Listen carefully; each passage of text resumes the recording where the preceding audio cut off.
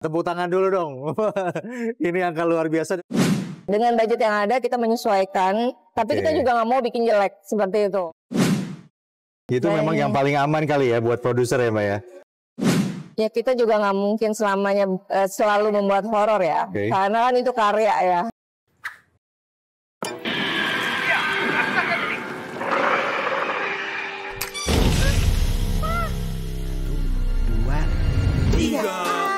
Tontonlah film sesuai umurmu.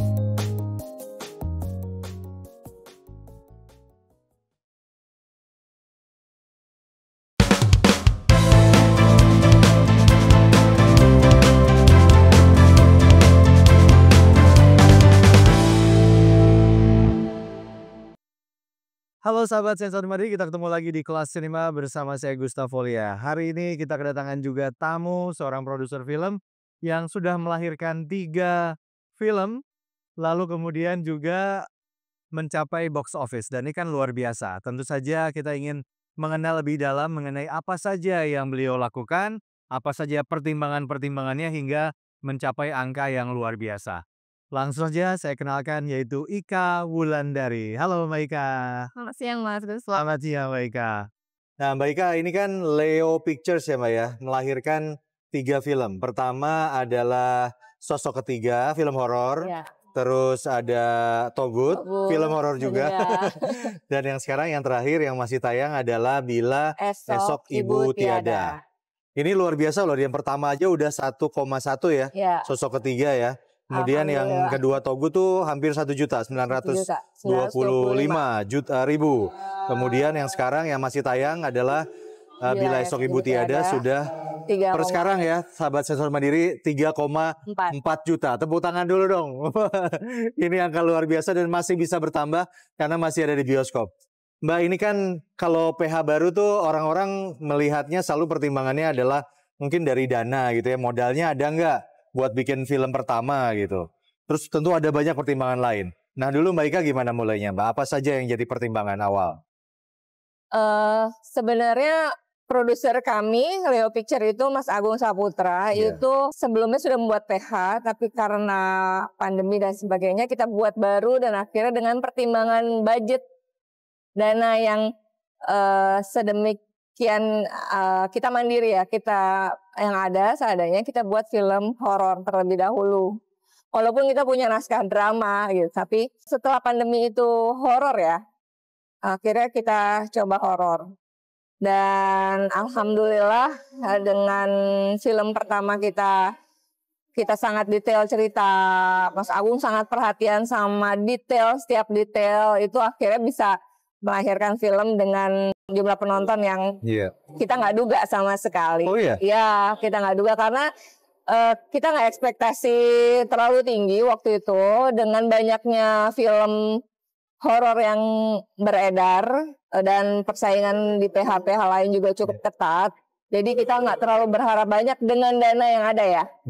Dengan dana yang ada karena kita paham betul semua harus menyesuaikan nih. Kita sesuaikan dengan budget, kita sesuaikan dengan kondisi kita sebelumnya seperti itu.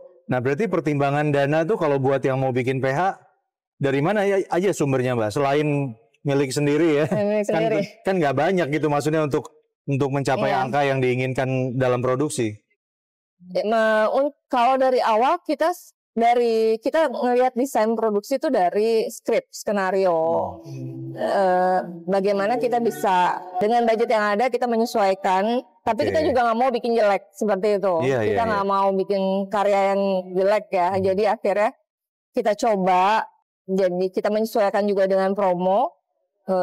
Kita perhitungkan benar gitu, maksudnya semua juga pasti berhitung ya, punya perhitungan produksi, promo, itu yang kita bisa sesuaikan semuanya.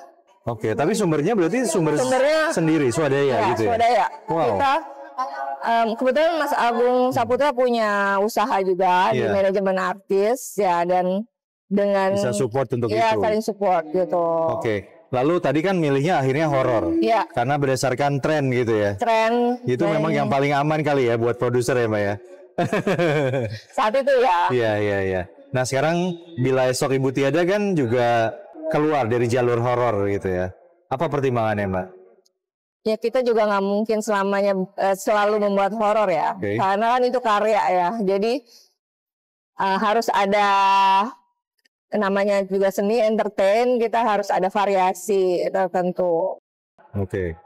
Ini kan isinya tuh aktor dan aktris yang sangat berpengalaman gitu semua.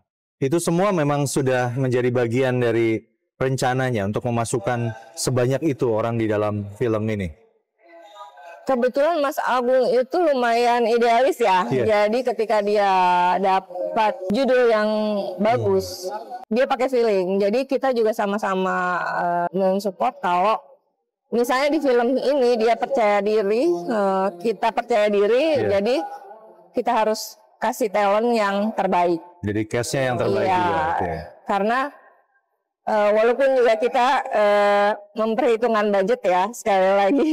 Tapi karena kita juga mau all out untuk sebuah karya, jadilah kita pakai talent-talent sebanyak itu. Tapi sebenarnya nggak banyak, cuma kebetulan pemainnya kelas A semua. Nggak banyak sih betul ya, tapi kelas kelas yang A. Jadi kelihatan semua ya. Jadi kelihatan. Sutradaranya Rudi Sudjarwo. Betul.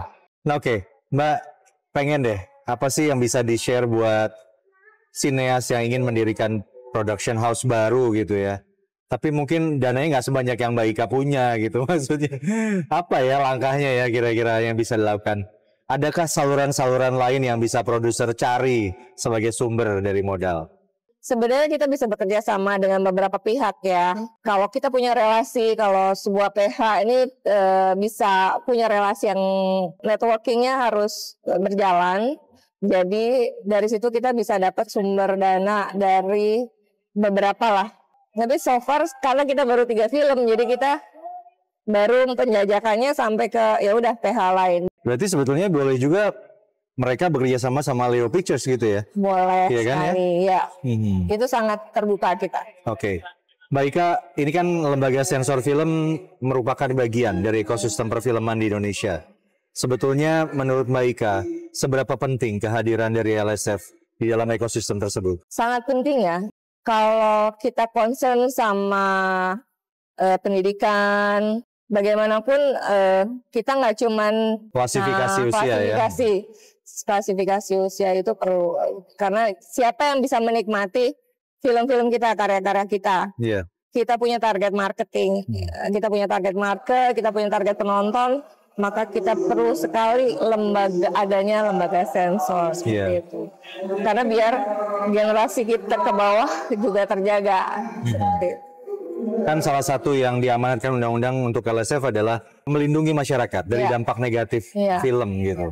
Ini disadari juga nggak sih Mbak oleh pembuat film seperti Mbak Ika bahwa ada dampak negatif loh dalam setiap karya film yang kita hadirkan di masyarakat? Iya, kita sadar betul itu gitu. Jadi makanya kami di Picture punya target yang jelas gitu. Kita mau kemana arahnya.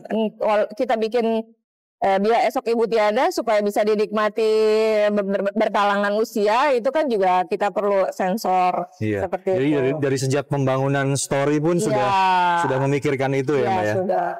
Termasuk yang dari sosok ketiga kita targetnya 17 plus karena kan memang ceritanya seperti itu.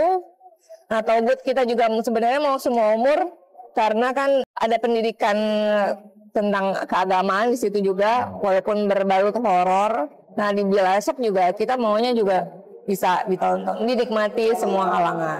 Oke. Terakhir Mbak, LSF ada harapan tidak buat kami sehingga bisa lebih baik lagi? Sudah baik. Sudah baik, cuma beberapa ada yang perlu di ini. Apa Mbak? Kami terbuka terhadap semua saran dan masukan. Mungkin lebih sosialisasinya lebih ke kepada siapa? Masyarakatkah atau ke pembuat film ya? Dua-duanya. Karena mungkin banyak yang nggak tahu LSF, maksudnya sejauh mana peran LSF. PH baru banyak. Nggak dipungkiri kayak sekarang orang berlomba bikin PH. Jadi jangan sampai mereka cuma melihat LSF sebagai udah pengkategorian usia aja gitu. Tapi lebih apanya nih gitu. Di dalamnya yang seperti ini ya, ada semua umur 13, 17, 21 itu seberapa jauh. Jadi nggak pembuat film juga nggak berprasangka bahwa kenapa ini nggak bisa semua umur gitu kan? Kenapa ini kenapa film itu bisa kategorinya dewasa padahal ini itu semua harus bisa disosialisasikan dengan baik. Oke, baik Kak, terima kasih banyak atas waktu, semoga makin sukses. Amin. Dan makin banyak film-film berkualitas yang lahir dari tangan Mbak Ika ya. Semoga ASF juga lebih baik. Terima kasih Mbak Ika, amin. Ya, itu tadi sahabat Sensor Mandiri obrolan kita dengan Mbak Ika Wulandari, seorang produser film di Indonesia. Saya Gustavo Lia, kita kembali lagi di kelas sinema berikutnya. Terima kasih dan sampai jumpa.